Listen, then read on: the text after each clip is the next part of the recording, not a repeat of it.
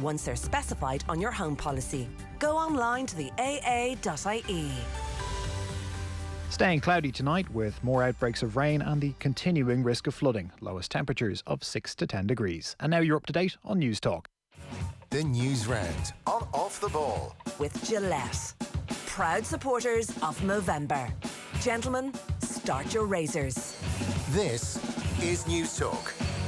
You're very welcome along to Thursday's Off the Ball. Will O'Callaghan sitting in for Nathan Murphy on this Thursday. A lot to come between now and 10 p.m.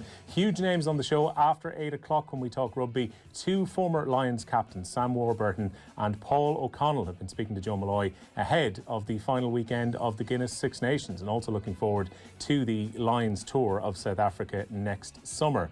Also to come between now and 10 o'clock, we will be talking about Dundalk in the Europa League. Huge game for them in Group B. They're in North London to take on Arsenal at the Emirates. The team news is in. We'll get it from Richie McCormack in a moment, and we'll be keeping an eye on all the games in the Europa League. Celtic currently 2-0 up in France.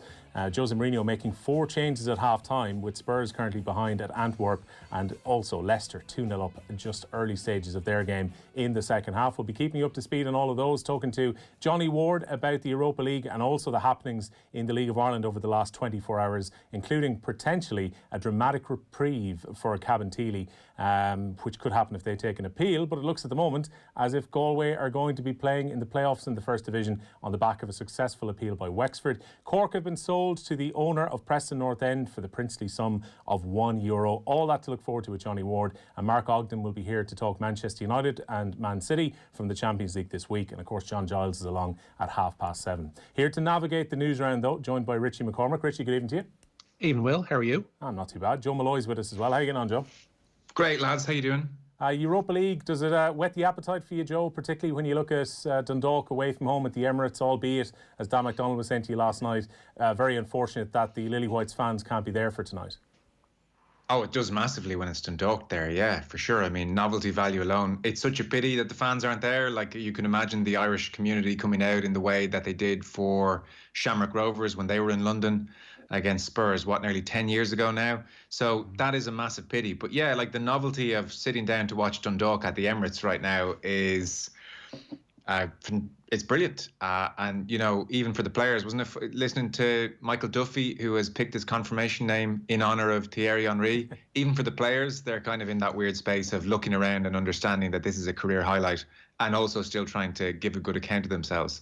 So, yeah, I can't wait. Yeah, Duffy gets the chance to patrol that left wing at the Emirates like Thierry Henry did once upon a time. Richie, when we look at the team, though, I was looking at the UEFA team sheets on the way in. It looks like Dundalk are going for a change in shape compared to the Molde game last week. Yeah, effectively they've ditched last week's fullbacks, Dara Leahy and Sean Gannon, among those making way. Greg Sloggett is the other change from that defeat to Molde last week. I'll bring you the team news. We've got it to hand at the moment. Gary Rogers starts in goal. It's a back three then of Brian Gartland, Andy Boyle and Dan Cleary. Across the midfield, it looks like the fivesome of John Mountney, Sean Murray, Chris Shields, Patrick McElhaney and Cameron Dunnigan, who makes his first start in Europe for the club. And then Michael Duffy, as you mentioned, will be in support of Pat Hooban. For Arsenal, Alex Runnerson starts in goal for them. They're going with a 4-3-3 with Cedric Swart, Shkodran Mustafi, Saad Kolasinac and Ainsley Maitland-Niles their back four. In midfield, it's Joe Willock, Mohamed El Neni, Granit Xhaka, and then the front three of Reece Nelson, Eddie Nketiah and Nicolas Pepe. On the face of it, Richie, there's quite a few changes in that Arsenal team. They probably have one eye on Manchester United at the weekend, but still a pretty strong side Mikel Arteta's put out there. It is, yeah. I mean, this is close on the side that did in Liverpool, albeit on penalties in the Carabao Cup a couple of months ago. And there is some quality within that side. Eddie Nketiah is somebody who's very, very dangerous. He showed that in the Europa League last season. He showed it in the early stages of this season as well. Joe Willock as well was one of those standout performers at Anfield when Arsenal went up there and beat Liverpool in the Carabao Cup.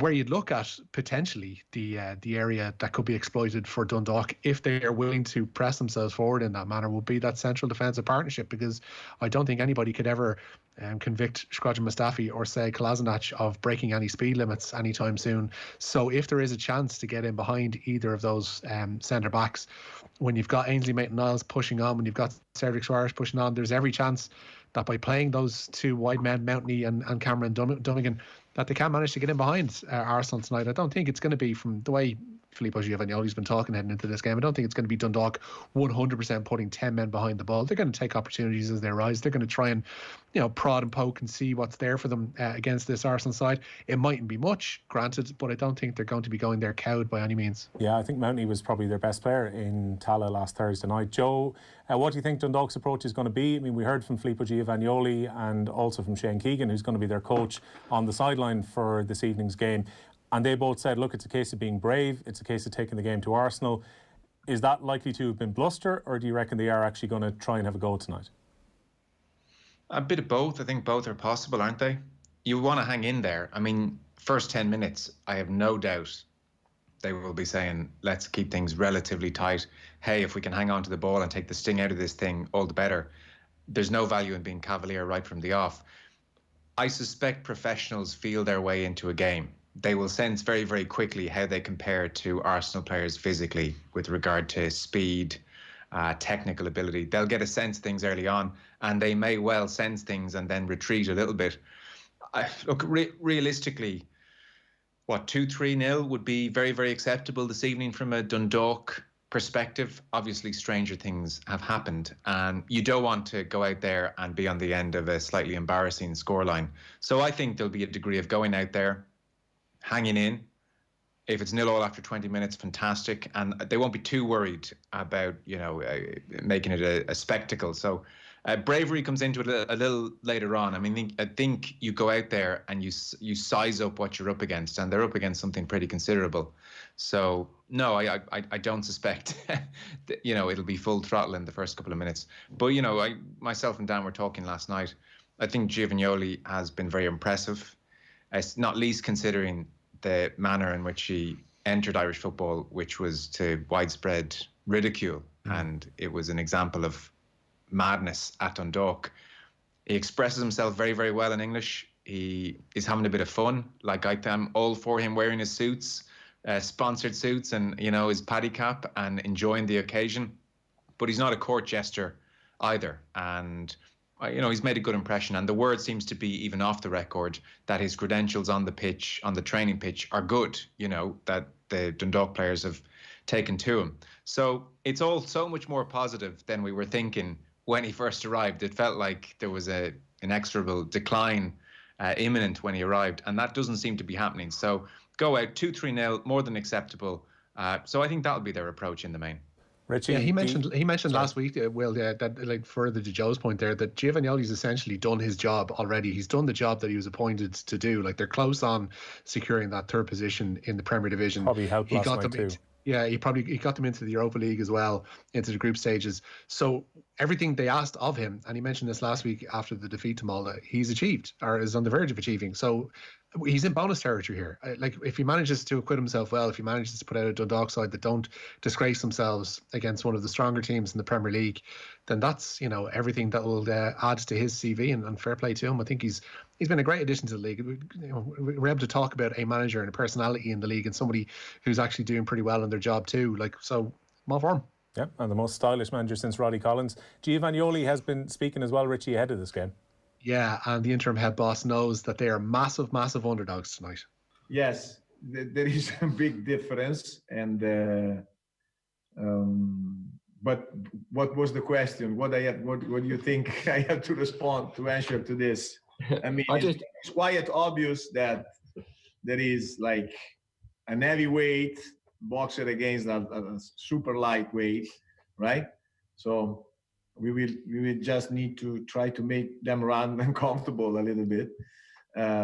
Yes, I mean, everything is tomorrow in this game is obvious. The difference, the quality.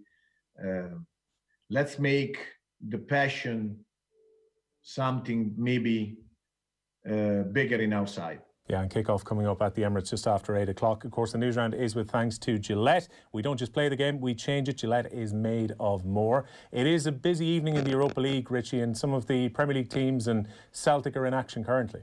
Yeah, they are. I should mention as well, it's an 8 o'clock kickoff to the other game in Dundalk's group, Malta playing host to Rapid Vienna tonight, 8 o'clock, as I say. They're getting underway in Norway. Also underway at 8 is the Group D meeting of Rangers and Lech Poznan at Ibrox. They're into the second half in a clutch of 5:55 kickoffs. Among them, looks like Neil Lennon's going to ease the pressure on himself in charge of Celtic. They are currently 2-0 up away to Lille. Both of those goals coming inside the space of 5 first half minutes from Mohamed El Yunusi. Leicester now 2-1 up away to AEK Athens. Those goals in the first half from Jamie Vardy, first in the penalty spot, and Hamza Chowdhury getting the second. Muammar Tankovic has capitalised on a high line from Leicester. He got in behind and pulled one back for the Athens side 4 minutes after half time. And in Belgium, it's still Antwerp 1, Tottenham 0. That goal coming from Lior Rafaelov, the Israeli international, on 29 minutes. 4 substitutions made by Jose Mourinho at the break. Giovanni Lo Celso, Dele Alli, Steven Bergwijn and Serge Aurier, the men to make way for Pierre-Emile Højbjerg, Eric Lamela, Lucas Moura and Son Heung-min as they chase this game. And Gareth Bale has also just made way in the past couple of minutes after making a start tonight for Harry Kane. So Jose Mourinho needing to pull something out of the fire here tonight as they trail Royal Antwerp by that goal to 0. Yeah, making all those subs early in the second half. Go on, Joe. Just on Celtic, it's interesting. We did a piece last night with Robert Grieve from the Scottish Sun. So Neil Lennon is under massive pressure at the moment. He's in press conferences talking about what he's calling fake news. I'm not sure you should use that term generally, but that's Neil Lennon's take on things. There are polls in the newspapers wondering, should Neil Lennon be sacked? Now, they lost to AC Milan. Yes, they lost the Old Firm and they drew 3-3 at the weekend. I suppose that does constitute a crisis when you're at Celtic. But interestingly, Shane Duffy has been at the forefront of the criticism. So Robert Grieve, who was on last night, is a very fair journalist, and he was saying that Duffy has just made very high-profile errors, a couple of big moments where he should have done much, much better. And he is getting it in the neck at the moment, Shane Duffy. I know it's a bubble there, so maybe we're not as aware, but for instance, Chris Commons described him as rank rotten and said he's an accident waiting to happen. Lennon has had to come out and describe the criticism of Duffy as hysterical. So it seems he started well, Duffy, but he's having a really tough time at the moment. Yeah, not helped by giving away a penalty, which thankfully from his point of view, it was missed by Lille. Celtic continue to lead by a couple of goals in France. But yeah, it has been a rocky enough start for Shane Duffy in the centre of that Celtic defence. Richie, in terms of the Vuelta, we were kind of celebrating at around about 4 o'clock, and then not soon afterwards we found out that Sam Bennett hadn't won today's stage. Yeah, joy turning to despair for Sam Bennett after today's 9th stage of the Vuelta a España. The Caricon Sure rider thought he claimed the stage win and his second of this year's race. His 50th career stage victory would have been as well, only to be later disqualified for barging into a competitor just before they rounded into the final straight today. The stage instead was handed to Pascal Ackermann. Richard Carapaz retains the overall race leader's red jersey. Dan Martin staying 28 seconds behind in third, and in between is Primoz Roglic. He's just 13 seconds down on Carapaz. Joe, you're on double duty today. You were on Golf Weekly a bit earlier. Nathan was away, but you had Peter Lorre and Fionn Davenport on with you for Golf Weekly. What was up for discussion this week? I mean, I guess we're 2 weeks out from the Masters, so that's where golf is at the moment. And the most recent tournament was in California, where Tiger Woods finished second last. So any sense that Woods, who is defending champion at the Masters, any sense that he has any kind of form is null and void. Every single aspect of Woods' game at the moment is behind on strokes gained, which is the metric they use to compare you to the field. So that has never happened before from Woods' point of view. Maybe one aspect of his game, but all 6 areas that they measure behind. So we're kind of getting close to writing off Woods. A lot of the players aren't playing at the moment. They're at home honing their preparations, like Bryson DeChambeau. McIlroy played as well. He, in typical McIlroy fashion, unfortunately, played terribly on the first day and then reversed into a 17th finish in the end with some good play at the weekend. He snapped his club, which is very, not like him. He's not that type of player. He snapped his club in frustration on the Thursday. So again, he's not finding greens with wedges in hand, and that it will cost him badly at Augusta, where you have to be razor sharp with your wedges into those greens. So that's the on-the-course stuff. Masters on the horizon. Obviously, Jack Nicklaus came out and decided big thumbs up for the Donald, doing it for the working man. and warned against the rise of socialist America if Joe Biden gets in. No coincidence, So Joe, that he's receiving money from the Trump administration currently for his charity. I think it was $20 million he's received towards his hospital charity. And even more egregious, the charity thing I can live with. You know, he's been paid several millions to build golf courses for Donald Trump. So, you know, there's a business arrangement there. So that's kind of grim. And then I think you've a clip as well. Bubba Watson did an interesting interview. I guess you never know what's going on with people. All right, here we go. It's what Bubba was talking about. So he spoke to Steve DiMeglio of USA Today, and he just opened up about crippling anxiety that has dogged him for years. And perhaps it's not, it wouldn't perhaps kind of raise your interest as much to say, oh, I've got this anxiety, because, he's talked about having OCD in the past, and he admits, he's always said he's been very fidgety. You watch him, he can be very, but no, it's how bad it got. So all that weight loss. Yeah. Which you think is down to, is he trying to improve something to do with athletic? No, it's to do with an inability to eat because of stress. He just stopped eating. Wow. He lost 35 pounds because of it. And for a guy like him, he really got thin. He was rushed to hospital because he thought he was having a heart attack. Like the palpitations got so bad. He obsessed with death, so much so. And in this, he talks about his father, Jerry, and his namesake, who is a former Green Beret who had post-traumatic stress disorder and died in 2010 after a battle with cancer. But it was interesting to hear him echo his own father's experiences of PTSD, and that how he identified that stress, that sense of that crippling, gnawing anxiety that just eats away at you. And in Bubba's own case, physically ate away at him to the point that, as I said, he lost all this weight. He admits to having sought professional help, was in frequent contact with doctors. So DiMeglio really pushed him on this, and he goes, look, I've never made a secret of the fact that I've got issues. I've got attention deficit disorder. I'm jittery. But he says, and the quote here is, and ultimately Bubba Watson is still a product, he's still the kid from Baghdad, Florida, isn't he? He's still the guy who's kind of quirky and a bit offbeat, and by all accounts, very, very funny. And the quote that struck me was like, I've sought help in many different ways, many different forms, trying to overcome it. And then he goes, it really comes down to me being nuts. I'm trying to make light of it because using humor helps, but it's all in my head. It's all anxiety. And Golf Weekly is available currently wherever you get your podcasts from, also on otbsports.com, or you can watch it on our Off the Ball YouTube. It is brought to you in association with Now TV. Stream live football action with a Now TV Sky Sports Pass, and you can watch sport on your own terms. Richie, there's been a goal in France. Not good news for Celtic fans. It's one pull back for Lille.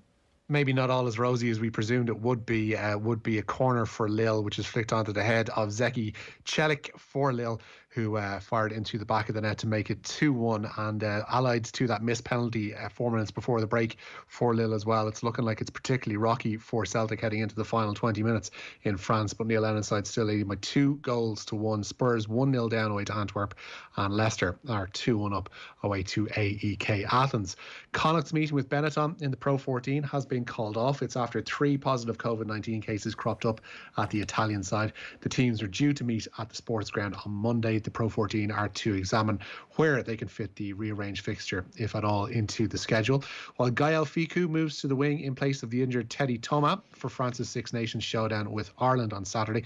Montpellier's Arthur Vincent comes in at inside centre, and it's the only change from last weekend's win over Wales. A bonus point win for Ireland, as we know, will seal the title in Paris. Meanwhile, Cork City under new ownership are set to be, Richie, after their period under Forrest. Eventually, late last night, the decision was made that they're going to sell. Yeah, an overwhelming majority, it seems, of Forest members voted in favour of selling Cork City to Grovemore Limited last night. The company is run by the Preston North End owner Trevor Hemmings. Grovemore can now exercise their option to purchase the Leaside club for €1, whilst taking on all of Cork's debts in the process. First Division then, it's been a dramatic day off the pitch, but has huge implications on the pitch ahead of the promotion playoffs. And Galway, who thought that they'd narrowly missed out in the playoffs, are now due to play in them. Yeah, Go United replacing Cabinteely in those SSE Electricity First Division playoffs on Saturday. It's after Wexford won their appeal to an independent arbiter over a player eligibility issue. The original results from the 4 games played by Ola Adameo have been reinstated, meaning Cabinteely drop from 5th to 6th in the table and Galway move up 1 place. As a result, they'll be away to Bray on Saturday, while UCD will face Longford. As I mentioned, big weekend in rugby. We'll be hearing Joe's interview with Sam Warburton and Paul O'Connell just after 8. But the England team news is in ahead of their game against Italy, where in all likelihood England are going to get a bonus point against a team who haven't won in 30 games in the Six Nations. But what kind of team has Eddie Jones picked for that trip to Rome? An interesting one, it seems. Eddie Jones has handed Exeter lock Johnny Hill his debut for the match against the Azzurri. Mako and Billy Vunipola return to the pack alongside Sam Underhill. Inside fly half George Ford. Centre Manu Tuolagi and fullback Elliot Daly are replaced by Henry Slade, Jonathan Joseph and George Furbank as Owen Farrell captains the team from about half. And as I mentioned, Jones has described his current squad as the most interesting of his tenure so far. Well, good core of senior players, and then we've got 25 of this % of the squad are uncapped. And some of them have played less than 20 club games.